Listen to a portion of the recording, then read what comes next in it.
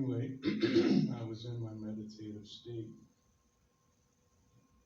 and I could hear myself breathing into the microphone.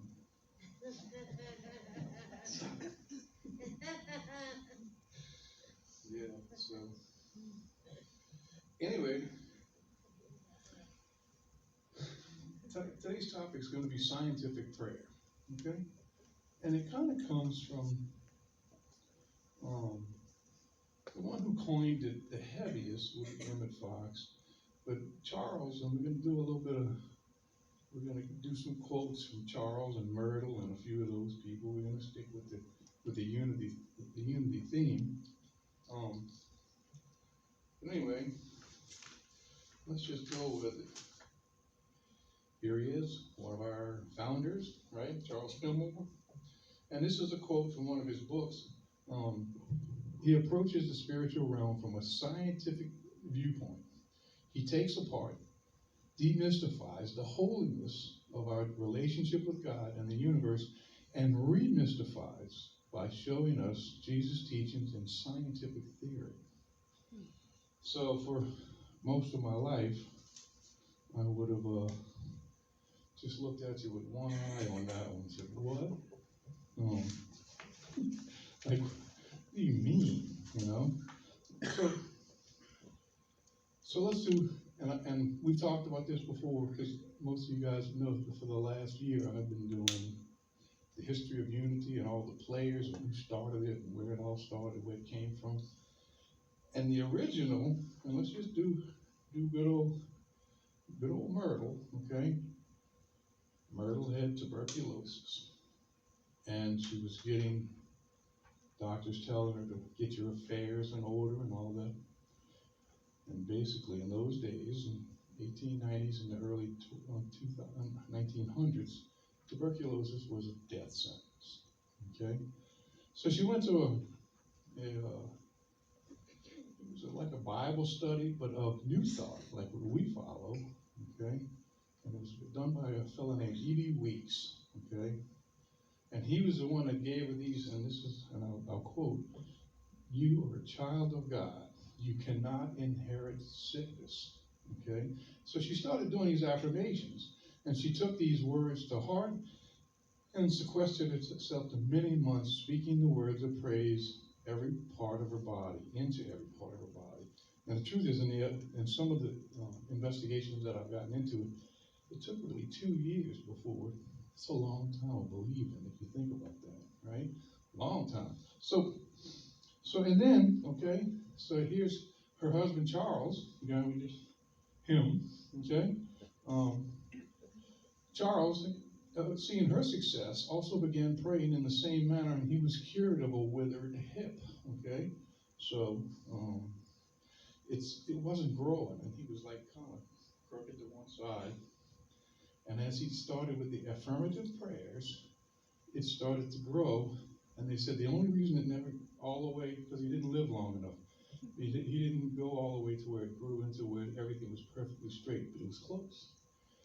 And it was something that they were able to see with medicine and x-rays and all that kind of stuff.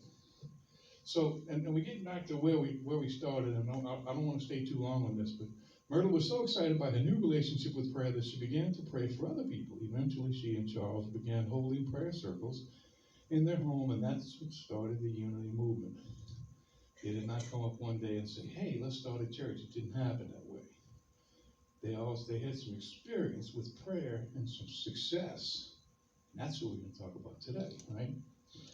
So an inexhaustible resource of spirit, this is Charles, is equal to every demand, even when banks are closed, more than he was doing a talk on people that were filled with lack. Just before World War I, I guess you can say, there wasn't enough food, there was still some. But anyway, he was the one that came up there and says, this prayer works even when banks are closed, mornings are booked with conference calls, and your purse is empty. So in other words, what he's telling you is that no matter what's happening, you can believe, okay? Not anything different than a whole lot of people in a whole lot of different churches are talking about the same thing on a Sunday morning, right? And then we have been so persistently taught that prayer consists of asking God for some human need, okay? And then we have lost sight of our spiritual identity and have become a race of praying beggars. What he's trying to say is that there's a way that you can do it. It's not, doesn't include all the facets, which I'm going to tell you in just a second. What St. Paul used to say is being a noisy gong regarding prayer. Your mind and your heart's really not into it. You're just repeating the words, right? So let's go there, okay? I grew up not too long in a little place called Airline Park, not far from here, right? And I went to the Catholic church that was in the neighborhood, and we all went to Catholic church, all of us, right? And they pretty much said, okay, here's how you pray. You pray, then you wait, and you hope, and then I kind of got this from some of the 12-step programs that I attend from time to time. And the answers are either yes, no, or wait, okay? And then we have to kind of depend on the ideology of the Santa Claus thing. If you're good, it's going to come. And if you're bad, right, you're going to get cold in your stocking. We all know that, right? So that's pretty much what I'm getting, and that's what I grew up with, and I didn't realize that it left a whole lot to be desired. And so, and that prayer was much more powerful than that there was something to this thing if I ever got back. And remember, we always talk about, and let me just go here. We had, when I was first starting this path that I'm on now, about 25 years ago, we were doing prayer groups with some of the 12-step programs. And one of the things that we learned by doing the history of where they started was that the first group was called the James group. And they got it from the book of James, right? So Jesus' brother, right? So I'll read it to you, okay? Right? Let's see what it says here. Hold on. Gotta get it right here. Here we go. When you pray, it's James 1, the very first paragraph. When you pray, you must believe and not doubt at all. Whoever doubts is like the wave of the sea that's driven and blown about by the wind. If you are like that, unable to make up your mind and undecided, you must not, let me say it just in my own words here. You gotta believe, okay? And if you don't believe and you're doubting, it's not gonna happen. So it's like, well, I'll never be able to live up to that, ever. You know why? I doubt for a living. You know, that's what I do, especially spiritual matters. I didn't have any faith that ever came across in anything. I never had prayers that got answered, even remotely. It just didn't happen. I thought they were some of those people that were shouting from the rooftops so while these miracles happened. I thought they were lying. Oh, God loved them, He didn't love me. How's that? Right? And that's one of the things that I learned, that it's not exactly like that. Okay? And then the first time when I started, about the same time, I had gotten into starting to read some of the Emmett Fox books. Okay? I remember Emmett Fox was part of the early days of Unity also. And he said, in the Golden Key, he states that scientific prayer will enable you or anyone else to face on the face of the earth of any difficulty. His teachings talked about this kind of prayer being life-changing, okay? I'm going to get to the details of what I'm saying. And for me, I had heard this before from lots of different churches, that it's going to change your life. So far, it hadn't happened to me. And some of these people, I'm back to the same thing. It's like, wait a minute. So I just didn't quite book of James, and I'm reading the Bible and all that kind of stuff, and it's like, it's not really happening, okay? So both Fox and Fillmore used the word magical regarding scientific prayer. Same thing, it's like I'm looking at it with one eye, okay? Okay, so here we go. Now we're getting into some of the nuts and bolts of it. Scientific prayer is also known as treatment, spiritual treatment, using typical petition towards spirit, but with the entire mind, body, spirit unified. Getting closer. All right? It's not just something that I'm rattling off, right? Affirmations and denials can be used verbally or in the mind via meditation. All right, so we're getting heavy, okay? But we just experienced a little bit of meditation, so maybe that's not so far out. The idea is to align the body, praying only in the positive and believing, paying close attention to thoughts and feelings. Okay? So let's go to feelings. All right? This is something that when I first got into alcohol recovery, some 20 some odd years ago, I had a sponsor. I tell you to get a sponsor. Now my sponsor was a guy named Warren. He's no longer, he died a few years ago. But he was also one of those guys that was in the professional helping people thing with a business card that had all kind of letters at the bottom. He knew some stuff, right? But he dealt with people who were neophytes like me, like just starting this spiritual journey. And I guess what I'm trying to get at is that he had this ideology, especially, and I'll go to the other side of it, okay? Some of the churches, condemning churches, said if you thought of it in your mind, you have already sinned, right? We've heard this before, right? Well, Warren starts teaching it the other way. It's like, your mind's going to do what it's going to do. It's just going to do that. And you really don't have, so we're not going to go in there and condemn people just because their mind thought of something in a particular second. And it was like, oh, that's a whole lot easier to digest, you know? This is better. So for a long time, that's what I believed. You just can't control your mind and they do what they do. And it's like, okay. So then I started reading some of these guys, and Emmett Fox was one of them. Wayne Dyer was another one. And he said, you have to watch your thoughts and your feelings. Because it's going to be the rudder of where it takes you in your spiritual life and your scientific prayer, right? So, okay, well, wait a minute. Warren said I ain't got no control over that. And they said, oh, yes, you do, with practice and some spiritual maturity. And they got me with that, what? Huh?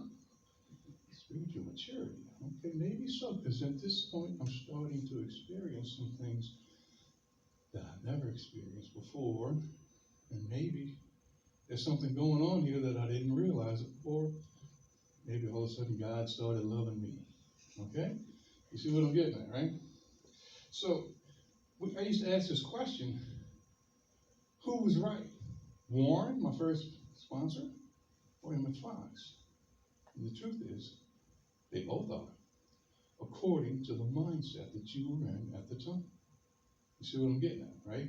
So in other words, if you're at like I use that word neophyte, if you're just starting out on your spiritual journey, it's likely that you need to be really forgiven on everything that's happening because it's all over the place. But as time goes on, we can start to kind of hone in to where we do have some control over what happens. And with practice, the control continues to get better. So, anyway, we're going to do this. There's a few, and it's just a little list, okay? And it really is, this one comes from, there's one by Unity, and then there's one by, what's the, I guess now I'm having trouble finding it, but it's the other church that we're just like, and I'll think of it in just a second. Somehow my mind is going somewhere. But it's a 5-step thing here. And like I said, Unity has one just like this, and they were almost just saying this one reads a little better, and that's the only reason I'm reading. First of all, recognition. This is science of mind. And that's really what I'm getting at. This is the science of mind version. Okay? God is. Recognize that God is the ultimate, limitless present and the power of the universe. God is all there is. Okay? 2, and this is the one that I had the hardest time with, unification. I am. Have to recognize God as the ultimate present and power and through everything. You can now accept that God and I and you are one. Well, most of my life they told me that that's not true. You're not God and you shouldn't even think about it that way. I didn't realize what they were saying, okay? But now I believe that And I believe that most of the things that I learned through religiosity as a child and early life was wrong. Because, well, first of all, it never worked anyway, right? But they just didn't. So let's go to number 3 here. Declaration, realization. I accept, I affirm. Already knowing that you are part of God, you realize without a doubt or reservation that the good you desire is to experience is now taking place through God's prayer, through God's power. Let me say it this way. I know that my desire is to complete and accept. And we've said most of this, and some of the people who are closer to Spirit in that book of James, they say it differently. They say, imagine that it's already taken place. Whoa, okay. I started doing some of the affirmative prayer in that fashion, and it started to work. Right? It just started to happen. Okay? And then, number 4, thanksgiving, acceptance. I give thanks. I have clearly stated and affirmed what you want to experience. We've seen it in our mind. We believe. Okay? I accept and give thanks. All right? The gratitude. We all know how powerful gratitude is. Okay? We know that already. And then 4, release. I let it go. After thankfully accepting your good as already accomplished, you release the prayer to the activity of the universal law of the mind, completely freeing yourself of the concern. You're not worried that the purse don't have no money in it. You see what I'm getting at? Let it go, and I release with total. And then this is what they do. They pretty much end with, and so it is. Okay? Charles Fillmore says that you have to be free of any non-forgiveness, and I believe that. I have found that that's true. And that's one of the things that we do on Thursday nights here, is we try and free everybody that's available of the non-forgiveness, because that's gonna hinder. It's not. It's gonna make it limited at least, whether it even works or not. And I thought it was impressive that he knew that even way back when. It's like you can't be filled, and I feel the same way about filling your mind with all the dysfunction in this world. You know, all the factions, they're all trying to separate everybody, you know, and they're just trying to divide the world and conquer and all that kind of stuff. If I'm on one side or another of that, with the sword drawn, this is going to be limited. Because I'm going to be my feet are going to be here and not there. It's just something that makes, I'm going to be on that level. And I don't want to be on that level. I want to be on the level of Spirit, the one that works. Okay? So, anyway,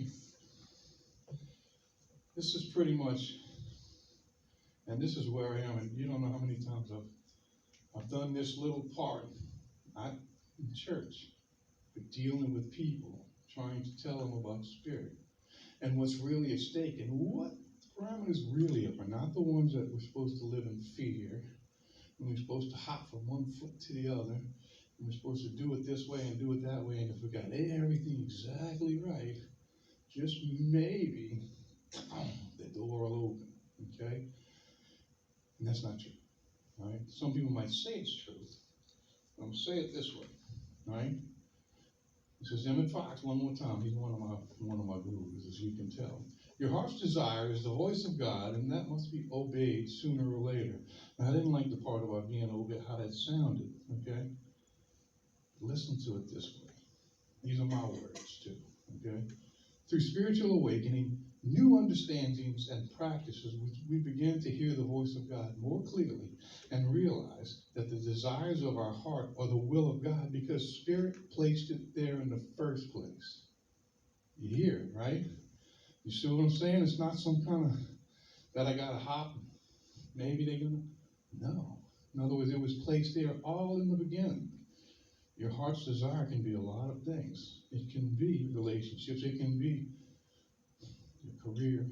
It can be just being, I guess you could say I hate, I don't get too much into the prosperity gospel part, but I do believe that any of this stuff is possible, including God wanting to lavish everything upon his children, because we got this this wonderful spirit that cares for all of us, you know. And this is the biggest thing about when I talk to folks about this, that it's like this is not something that's outside of it.